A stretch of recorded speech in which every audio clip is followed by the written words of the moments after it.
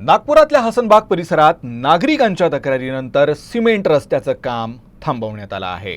मनपाकडून हसनबाग ते साकोरे कॉम्प्लेक्स दरम्यान सिमेंट रस्ता बांधण्यात येत होता। मात्र स्थानिक रहिवाशांनी बांधकाम कंपनीवर नियमानुसार काम न केल्याचा आरोप करत थेट मुख्यमंत्री आणि केंद्रीय मंत्री नितीन गडकरी यांच्याकडे तक्रार केली आहे। आता या तक्रारीनंतर रस्त्याचं बांधकाम सध्या थांबवण्यात आलं आहे। मनपा आयुक्त आणि प्रशासक डॉक्टर अभिजित चौधरी यांनी सादर केलेल्या अर्थसंकल्पात हस्तकला आणि जलपर्णीतून रोजगार निर्मितीसाठी 33.7 लाख रुपयांची तरतूद करण्यात आली आहे।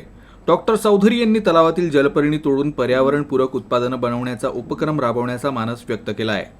जलपर्णीपासून 200 वस्तू बनवल्या जातील, ज्यामध्ये बास्केट, वेगवेगळ्या आकाराच्या पर्स, मॅट्स, योगा मॅट्स, टोप्या आणि चहाचे भांडे यांचा समावेश असेल। यासाठी नागपूर स्मार्ट सिटीनं पुनापूर पारडी इथं बांधलेल्या कौशल्य विकास केंद्रात मनपा शहरातील 100 महिलांना विविध वस्तू बनवण्याचं प्रशिक्षण देणार आहे। महिलांना 2 प्रकारचे प्रशिक्षण दिले जातील।